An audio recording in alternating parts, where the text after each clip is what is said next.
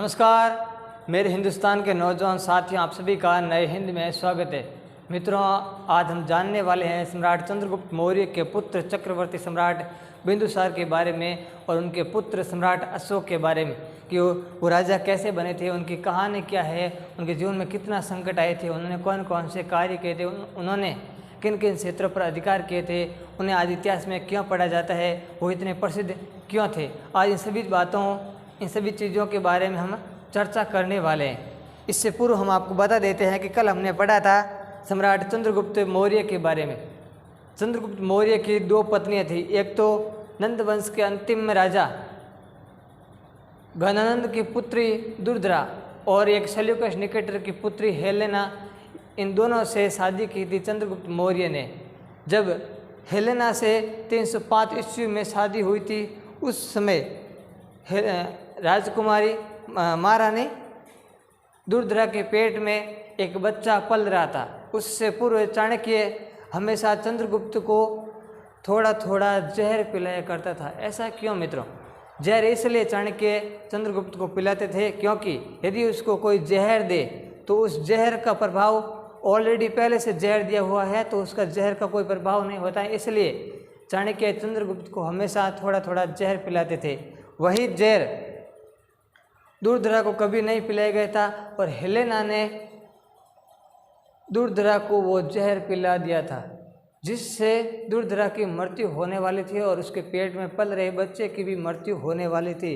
हाँ मित्रों, हेलेना ने जहर पिलाया था। हेलेना यूनानी थी और यूनानियों पर कभी विश्वास नहीं किया जा सकता। यूनानियों पर तो हमारे मुगलों ने जो विश्वास किया उसका परिणाम आप स्वयं देख सकते हैं। 200 वर्षों तक भारत अंग्रेजों को गुलाम रह चुका है।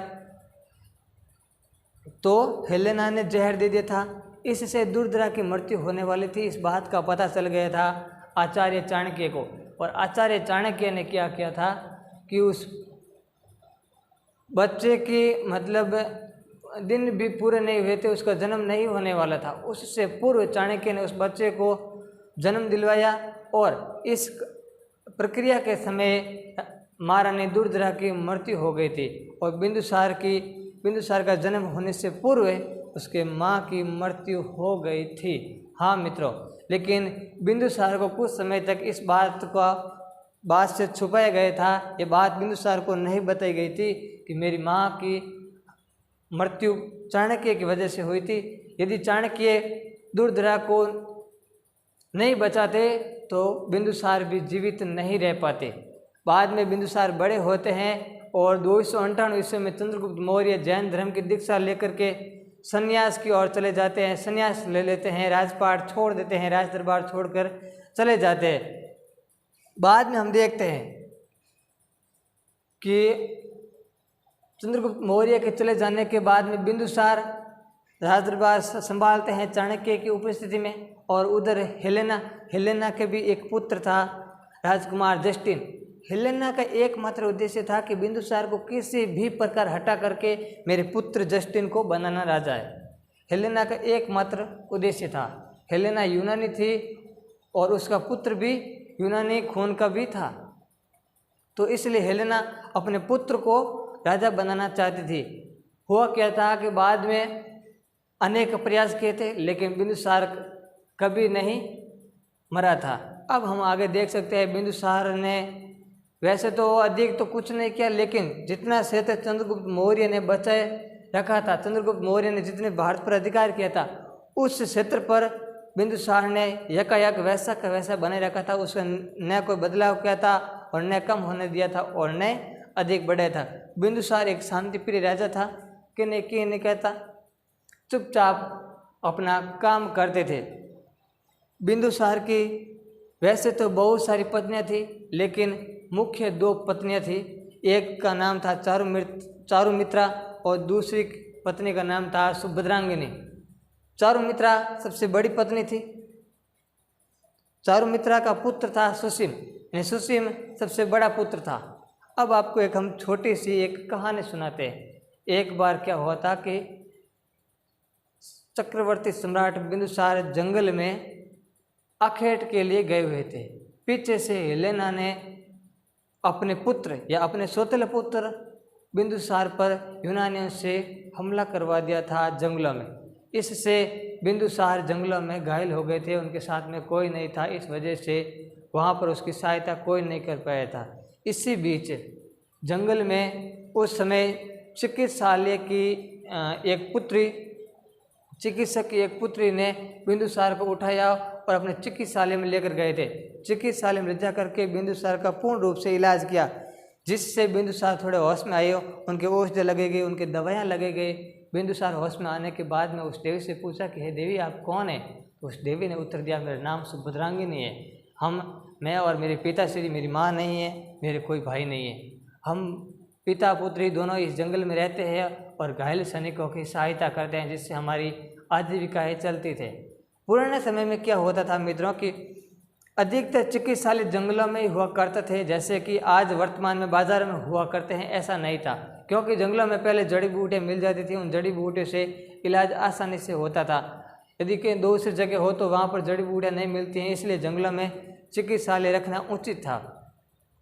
बिंदुसार कुछ समय तक उस सुभद्रांगिनी के साथ रहते हैं और पिता के अनुमति के बाद बिंदुसार सुभद्रांगिनी से विवाह कर लेते हैं। विवाह करने के बाद में कुछ समय उसके साथ बिताते। समय बिताने के बाद में बिंदुसार वापस अपने राज्य मगध की ओर जाने लगते हैं। उस समय वो सुभद्रांगिनी को भी साथ ले जाने की कोशिश करते हैं, लेकिन सुभद्रांगिनी ने मना कर दिया कि मैं राज दरबार में नहीं चलूँगी, क्योंकि वहाँ पर तो राजनीति होती है, कभी किसी को मार जाता है, किसी को लूटा जाता है, किसी के साथ छल कपट किए जाते हैं, किसी के साथ तंत्र मंत्र किए जाते हैं। इसलिए यदि मैं वहाँ चलूँगी तो मेरे साथ भी ऐसा होगा और तुम्हारी अन्य पत्नियों को भी मेरी वजह से पीड़ा होगी, उनको दुख होगा कि ये दूसरी नई पत्नी की यार बिंदुसार तुम कहाँ से लेकर आ गए, इसलिए मैं यहीं पर रहूँगी। तब बिंदुसार उनसे वादा करते हैं कि मैं आपसे मिलने के लिए एक बार वापस ज़रूर आऊँगा। बिंदुसार वापस राज दरबार की ओर जाते हैं। उस समय मगध के राज दरबार में हेलेना अपने पुत्र जस्टिन को राजा बनाने की तैयारियां में जुटी हुई थी और इसी क्षण बिंदुसार वहां पहुंच जाते हैं और हेलेना का दूध का दूध और पानी का पानी हो जाता है। यह कहानी आप ध्यानपूर्वक सुनिएगा मित्रों। उस समय हेलेना बिंदुसार को देख करके चौंक जाती है कि वाह यार, ये एकदम कहाँ से उतरा है, वो तो जंगलों में मर गए थे उस समय, ऐसा हो गया था, ऐसा हो गया था। उनके मन में तो ये चल रहा था, बिंदुसार जस्टिन को राजा बनाने में लगी हुई थी। और बिंदुसार वहाँ जाने के बाद में सब कुछ ठीक हो जाते हैं। और इसके बाद में इसके पीछे जंगलों में उस सुभद्रांगिनी के एक पुत्र होता है। वो पुत्र थोड़ा जंगलों में बड़ा होता है। बड़ा होने के बाद में हमेशा लोगों की सहायता करता है, लोगों की हेल्प करता है, दुखी लोगों की सहायता करता है। इससे लोगों के शौक दूर होते हैं। शौक दूर होने की वजह से, लोगों के शौक दूर करने की वजह से उस पुत्र का नाम पड़ा शौक को दूर करने वाला अशोक, यानी शौक का विलोम शब्द ही अशोक होता है। इसलिए सुभद्रांगिनी का पुत्र हो गया अशोक और पहली पत्नी चारुमित्रा का पुत्र था सुसीम। अब चाणक्य को पता चलता है कि जंगलों में बिंदुसार की एक पत्नी भी रहती है। चाणक्य वहाँ जंगलों में जाते हैं, उस पत्नी को और अशोक को राज दरबार में लाते हैं। लाने के बाद में वो वहाँ पर शिक्षा ग्रहण करते हैं। शिक्षा ग्रहण करने के समय और लाने के समय और वहाँ रहते समय अशोक और अशोक की माँ को अनेक समस्याओं का सामना करना पड़ता है। उन्हें कभी कोड़े मार जाते हैं, उनको हर प्रकार से मतलब मारने का प्रयास किया जाता है। चारुमित्रा तंत्र मंत्र में बहुत जानकार थी, हमेशा कुछ ना कुछ ऐसा करती रहती थी जिससे अशोक और अशोक की माँ को मारा जा सके। लेकिन अशोक बड़ा हो जाता है धीरे धीरे, सुसीम भी बड़ा हो जाता है और इस समय बात 274 या 75 ईस्वी पूर्व की बात है। उस समय तक्षशिला में एक विद्रोह हो जाता है। उस विद्रोह को दबाने के लिए बिंदुसार अपने बड़े पुत्र सुसीम को भेजते हैं। सुसीम तक्षशिला विद्रोह दबाने के लिए जाता है, लेकिन सुसीम से तक्षशिला का विद्रोह नहीं दबाया जाता है। बाद में बिंदुसार अपने दूसरे पुत्र या अन्य पुत्र अशोक को विद्रोह दबाने के लिए भेजते हैं। अशोक विद्रोह दबाने में सफल हो जाता है। वापस विद्रोह दबाकर अशोक जो ही राज दरबार में आता है तो उस समय बिंदुसार की हालत बहुत ख़राब थी। बिंदुसार एक मृत्यु शैया पर पड़े हुए थे। उनकी यूँ मान लो कुछ समय के बाद मृत्यु होने वाली है। अशोक इसी बात का फ़ायदा उठाकर अपने गुरु राधागुप्त की सहायता से बिंदुसार के सिर से पगड़ी उतारकर अपने सिर पर रख लेता है। यानी उस समय उसका राज्याभिषेक कर लेते हैं। ये बात 273 ईसा पूर्व की है। बाद में होता क्या है मित्रों, सुसीम को पता चलता है कि अशोक का राज्याभिषेक हो गया। अब अशोक के लिए भी ये कार्य बहुत कठिन था, क्योंकि अशोक के अन्य 99 भाई और थे, वो सुसीम के साथ में थे। अशोक अकेला था, क्योंकि वो जीवन भर जंगलों में रहा था, बाद में राज दरबार में आया था, इसलिए उसके साथी नहीं बन पाए थे। उसके भाई उसको अपना भाई मानते भी नहीं थे, जबकि वास्तविकता तो बिंदुसार को पता थे कि ये मेरा ही पुत्र है। बाद में अशोक के द्वारा अपने 99 भाइयों को मारना पड़ता है। अपने 99 भाइयों को मारने के पश्चात अशोक 269 ईस्वी में सही ढंग से राजपाट संभाल पाता है, मगध को संभाल पाता है। ऐसा होने के बाद में अशोक के सामने एक बहुत बड़ी समस्या थी, या यूँ कह दीजिए एक क्षेत्र बचा हुआ था। उस क्षेत्र का नाम है कलिंग। कलिंग पर किसी का अधिकार नहीं था। उसके दादा चंद्रगुप्त मौर्य नहीं कर पाए, उनके पिता बिंदुसार भी नहीं कर पाए। अशोक ने सोचा कि कलिंग पर हमारा अधिकार होना चाहिए, क्योंकि लगभग भारत पर अशोक का अधिकार था और उनमें से केवल एक कलिंग ही बचा हुआ था, और कलिंग ही व्यापारिक दृष्टि से बहुत महत्वपूर्ण था। कलिंग यूँ कहे तो एक समुद्र के किनारे थे, इससे जहाज़ों को सामान ले जाने में आसानी होती है। वहाँ पर व्यापार के साधन बहुत अधिक थे, इसलिए कलिंग महत्वपूर्ण था, और हाथियों के लिए भी कलिंग महत्वपूर्ण था। इसलिए अशोक के द्वारा कलिंग पर अधिकार करना बहुत ज़रूरी था। इसी कारण 261 ईसा पूर्व में अशोक ने कलिंग पर आक्रमण कर दिया, कलिंग पर हमला कर दिया था। और कलिंग के उस समय राजा थे नंदराज। नंदराज और सम्राट अशोक के बीच में युद्ध होता है, और इस युद्ध में लगभग 1 लाख लोगों की मृत्यु होती है और लगभग 1.5 लाख लोगों को बंदी बना लिया जाता है। इस घटनाक्रम से, इस खून खराबे से अशोक को यूँ कहे तो बहुत दुख होता है। वो देखता है कि यार मेरी वजह से, क्यों मेरे लोभ लालच की वजह से इतने लोगों की जान गई है, आम लोगों की जान गई है। ये ऐसा नहीं होना चाहिए, अच्छा कार्य नहीं है। फिर अशोक इस युद्ध नीति को त्याग कर शांति का प्रयास करता है कि मैं आज के बाद में युद्ध नहीं करूँगा, यानी कि युद्ध घोष की जगह धर्म घोष अपनाता। धर्म घोष यानी शांति, हमेशा लोगों की सहायता करना, लोगों का खून बहाने की जगह उनकी सहायता करना, उनको दुख देने की जगह उनकी सहायता करना चाहिए। अशोक ऐसा ही करता है। अशोक धर्म को अपनाता है और बौद्ध धर्म को फिर अपना लेता है।